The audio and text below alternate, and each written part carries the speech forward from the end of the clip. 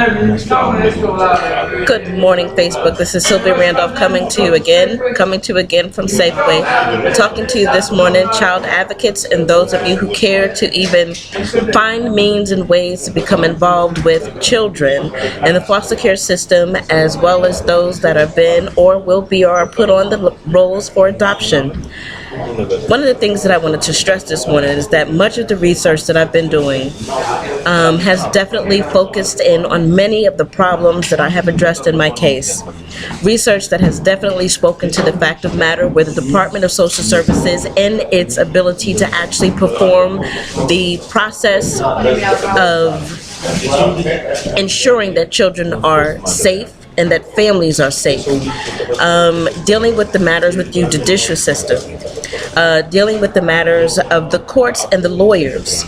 Definitely one of the things that I have to say is this: we have not 2005, the federal government put in place a mandate that the courts do a review and fix some of the problems that are in the system.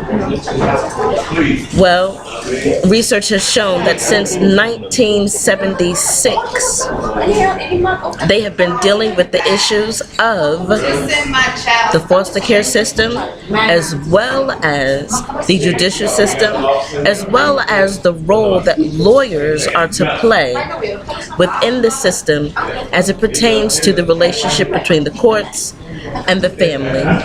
One of the things that we definitely have to understand is this. We definitely have to understand that research cannot go unnoticed.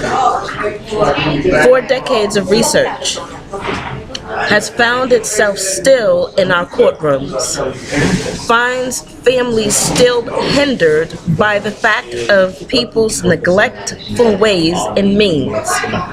Research that says when payments come in, we'll update our system. I pulled a report from the state of Maryland from 2009. 2009, the stuff that was going on with my case had yet to be fixed in 2010.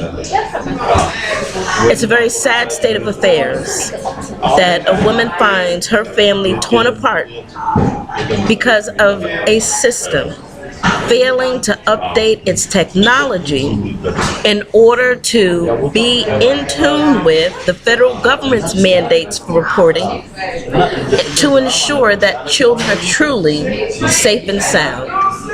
So what does that say? Here my family was torn apart, yet there may have been another child that left unnoticed and was abused. Some child left unnoticed and severely neglected. So what do we have to do and what do we say?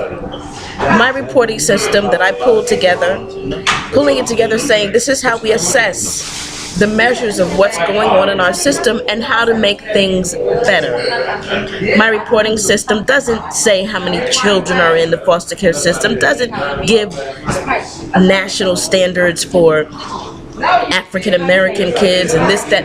My stuff gives the foundational, fundamental assessment records that say, you know what, we have to red flag some things. We have to halt, stop. You know, right now, this has to be addressed immediately, and here's why. The federal government legislation says this, state legislation says this, Child Bureau says this, and from there, we have to put these things in place to help these caseworkers who are reporting. How do you put a foster care case into an adoption caseload?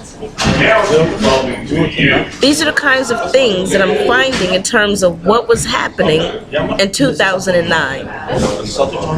How do you not provide the accurate information that's needed in order to determine what way a situation can go or should go? These are the kinds of things that were happening in 2009. Here it is, 2013. 2010, my situation occurred. We have got to do more. We've got to do better. So my reporting system that I put in place, and I don't believe anybody will pick it up, but definitely if I become a true advocate and really get my hands into working with families and children, and people actually start coming to me saying, here's my case. I want you to look up the laws behind my case. I want you to address my case. This is not anything that's new. Children have been caught in the system since the early 1970s. They've been caught in the system for a long, long time.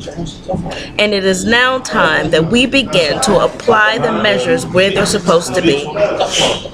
Again, this is Sylvia Randolph. Have a wonderful day. I'm not going to stop. I'm going to keep going so that I could be the best advocate for anyone who comes to me, needs the information, wants the information. You know, dollars and cents make a whole lot of difference in the places where they need to go. Don't look at me for where I live, but take the research that I'm putting online, the information that I'm putting in my blogs, look it up for yourself and understand it. The one last thing that I want to make reference of is this. If the majority of our children are coming from impoverished neighborhoods and families, so-called plagued with addiction and drug abuse and immoral house living and inability to take care of their children and being neglectful. But yet we have a system that fails to really implement case plans that can do something for a family. We have people who are reporters who could do something for a family by implementing a case plan that will work. For example, I go back to my own case. The judge told me, get a job, find a place to live, and prove that you are mentally stable. I asked that lawyer, the judge, and my case manager, I said, you know what? Do you have some place that I can go and apply for a job? Here's my degree. Here's my resume. Do you think maybe I could possibly get some TANIF? Here's what my rights are regarding that. Do you think that I could possibly get an application for subsidized housing in the state of Maryland? Because that's what you can do. So, in the instance of my mental so-called instability, well, here's 3 different doctors, one of them specifically saying, please reunite this family. There is nothing wrong here. A case plan that says this is how we're going to work with this family within the next 15 months. If social problems is what they call them, meaning I didn't have a job, I didn't have a place to live, and I was so-called, or they wanted to make sure that I wasn't mentally ill. Those are social problems. That stems back from Social Security Act of the 1960s. Research done by social workers or sociologists with social workers during that time to understand women, poverty, and welfare. At the same time that research was being done, there were children in the foster care system who was being taken from these same families and placed into the system for foster care. So where they had these women living in poverty, where they had these women on welfare or could have been on welfare, they were removing them from these homes. Well, here's what I said in my case plan. Here's my qualifications. Here's my credentials. Here's what I would need to get into an apartment. In what way can the state of Maryland help me do just that? Well, I tell you what, the only thing they did was continue to tell me that I was mentally ill, that I didn't make enough money because I was a substitute teacher, and that I was mentally ill. That my living conditions for them were not good enough. Well, the research back then stated judges cannot bring their biases into the courtroom. Lawyers cannot ignore the law. Case managers are not gods. So what do we say about that? We have to infuse into the system what is right. That's what we have to do. That could have been a plan. Could have been ordered by the judge. Ms. Randolph, you have right now a problem. I have your paperwork saying that you're going back to work. I have everything that shows you're a stable woman, but right now you're going through a financial problem, a social issue. And here's what my courts can do. It's where we're at. It's where we have to be. Second, if I didn't have those things and I was on assistance, this is one of the things that they could have said. Here, we're going to do this.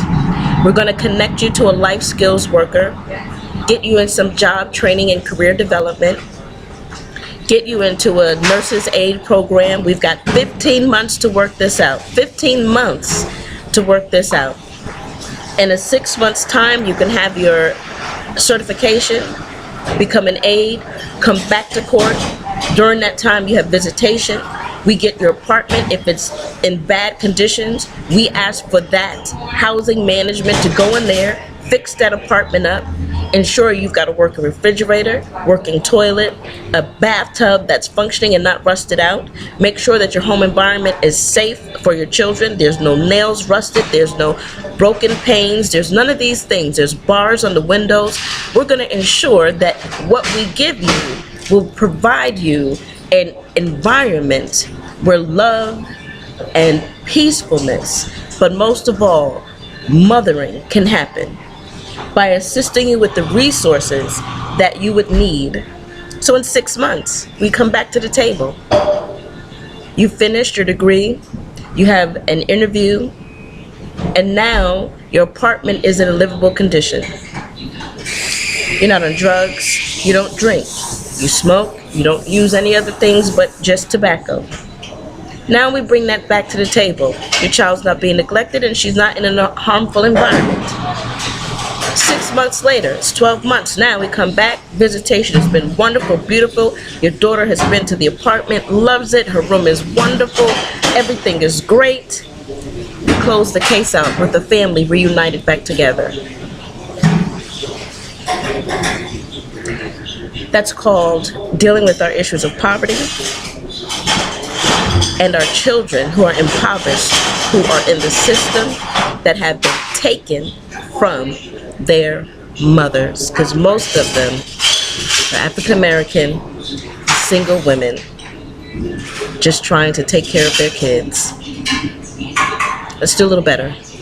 Have a wonderful day. This is Sylvia.